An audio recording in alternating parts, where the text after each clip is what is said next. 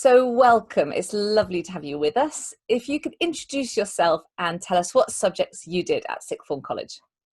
Hey, I'm Meg. I'm currently studying philosophy, politics and economics in Balliol College, Oxford.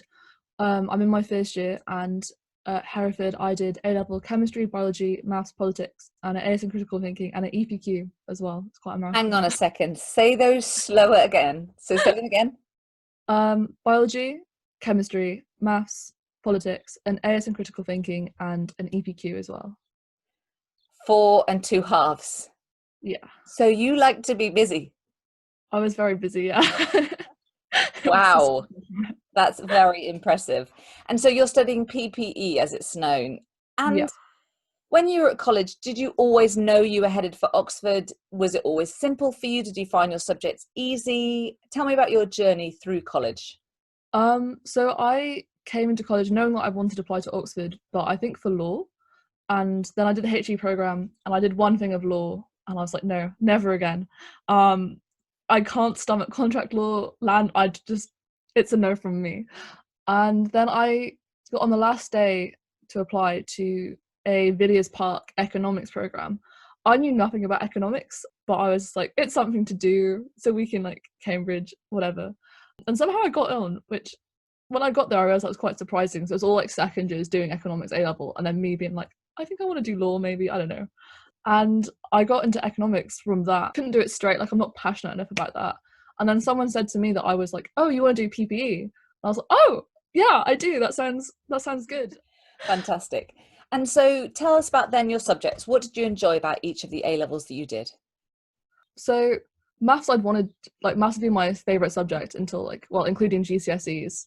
I liked it less at A level, to be honest, but it was really useful. Like PPE doesn't have any like compulsory subjects, but maths and history are recommended. So I thought I probably should keep the maths up. Chemistry, I enjoyed it. It was challenging. It didn't come that naturally to me, and I liked that about it. And I thought it would make me a bit different when I was applying because I didn't know many people doing chemistry that would apply for PPE. Biology was it was just enjoyable. And politics, I love politics. Like it's my favorite part of my degree now. I loved it then. Mark and James are amazing. I don't know. I like debating. I was in the debate society and stuff like that. So Presumably you were partway through your first year when you started thinking about personal statement. so I started in May, which was probably, I think maybe even April.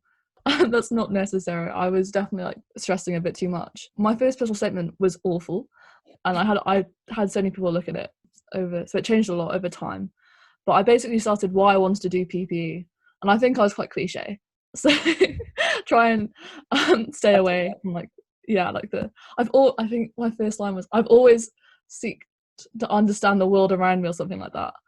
But I was basically saying that I was doing science A levels because I wanted to do something sciencey, and then I realised that PPE would explain what I wanted to be explained to me far more.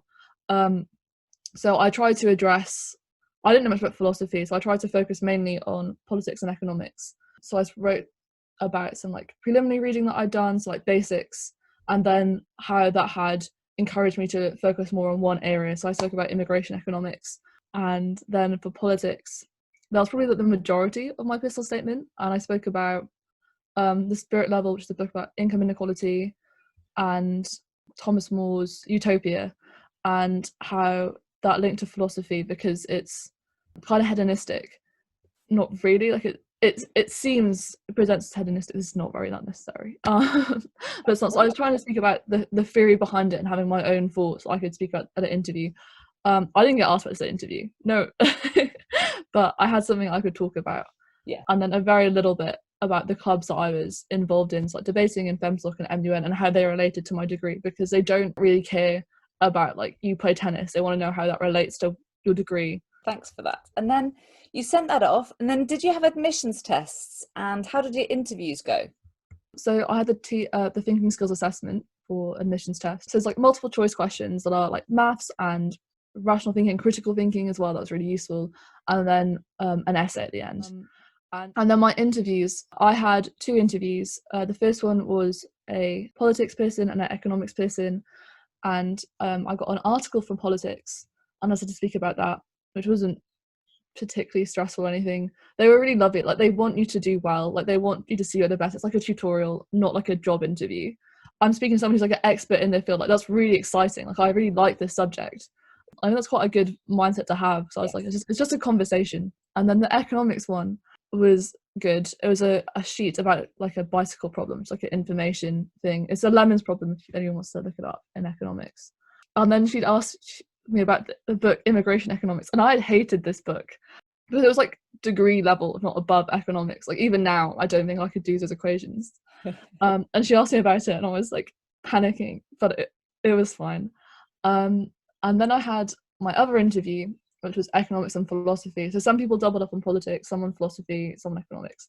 The philosophy, we ended up comparing aspirin to emotions. It was very strange, but I feel like you get a lot of horror stories about Oxbridge interviews, and it's like they ask me like what a banana is or what a tongue is or something really strange, and those questions probably were asked, but like it's at the end of like an hour long, half an hour, whatever length conversation. Like you really do build up to it. It's not like from the start, what is emotion like an aspirin? Like you kind of they help you through it, so that's not something to be worried about. Yeah, and I had one on game theory, which I didn't recognise it was game theory until I left. Yeah, it was interesting. They were fun. Yeah, so how did you prepare for the admissions test? Did you do critical thinking papers? What would you recommend students should do now since there isn't critical thinking AS? So you can get all of the past papers online, but if you just like Google the name of your paper and then past papers, you'll get them with the answers as well. But I would recommend doing it under time conditions. That's what I did, just so you get used to a feel for it, because some questions will take you ages and some will, like, you can just do it. So you kind of need to pace yourself properly. That sounds really useful. And then what are you enjoying about university life? And what would you say about someone who wasn't sure where they wanted to go to university, choosing a course? If you apply to PPE, do you apply to PPE at every university? Okay, so I applied to PPE at Oxford, King's, Durham, Leeds, and then I applied for economics and politics at Durham as well. But I'd really recommend, if you don't know what you want to do doing open days, Oxford run taster days. So I went to a PPE taster day in Univ College, and that really cemented to me what I wanted to do, because I didn't have any experience of like what it's like to be taught philosophy or economics. So I didn't do them at A level. So I just look at the taster days, open days. I'm reading around your subject. Like if you're reading the books for your pistol statement and not enjoying them, that's probably a bit of a hint that like the subject isn't for you. And I absolutely love university. I'm in like the JCR committee, a couple of politics societies, a philosophy society. I'm on a ball planning committee. Like it's just so many options. Like there are really random societies. Like there's a Quidditch society. There's a Lord of the Rings society. Like if you want to do something, it probably exists, or you'll find people that you can make it a thing with. That is very really cool. Great. So tell us about the weirdest things about Oxford. There are so many weird things. College parents, my friends that weren't going to Oxford, found this incredibly strange. So I'm college married. I have a lovely husband, Zach. He's doing law. And then over the summer, we will write our letters to our college children. They'll get assigned to us from like freshers. And then we're there to help them. Like we'll take them for a meal in Freshers Week, and if they have any questions, we're there, like a friendly face, someone to ask advice to. So yeah, that's quite strange. So I had college parents, like general ones. I had subject parents, and then I had like LGBT parents as well. So I had 3 sets. So each college does them like slightly differently, but you will have college parents and college siblings, and then you have like college grandparents. It's a whole thing. It's very weird.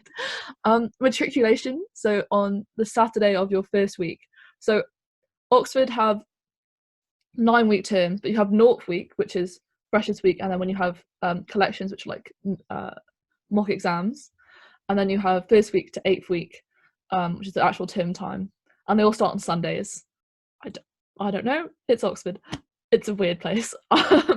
So you have matriculation, and you dress up in sub-busk, which is like a commoner's gown. If you get a first, you can get a scholar's gown, a hat, a white shirt, a ribbon if you're a girl, and you can get you can wear a bow tie if you want to. They're pretty loose about these things. Black trousers, black skirt, black shoes, and we wear that for exams as well. And then we go to the Smithsonian Theatre, which has like this beautiful chapel, they chant some stuff at you in Latin. I don't know what they said to me in Latin. It used to be because to get into Oxford you had to do a Latin exam, and then they changed it into this, and then you go take loads of photos, and it's a lot of fun. There's a lot of stuff like that, and it's really strange, but it's so lovely. And now tell us about access. What are the expectations upon students' backgrounds? One of my friends moved over here from the Democratic Republic of Congo when she was 13, and then she ended up in care, and she's like been living on her own since 16, and she's in Oxford doing well. Like, a lot of people did go to grammar schools or private schools, but that is in no way like the only way you can get in, clearly. So that's in no way like something that should hold you back. Yeah. And what about you set something up, or you're involved in something? Yeah, so I'm on the access committee in my college. The college really do want to have more people from state school and more diverse backgrounds. And I've got a couple friends who've started this thing called Oxbuddy. So we sign up, and students that want to go to Oxford can sign up, and we'll get matched up like a buddy. Well, there is a buddy system, and we can help you through whatever you need help with. So writing a personal statement, preparing for tests, interviews, all that sort of stuff. Thank you so much, Meg. This was really, really fab. Thanks. No problem.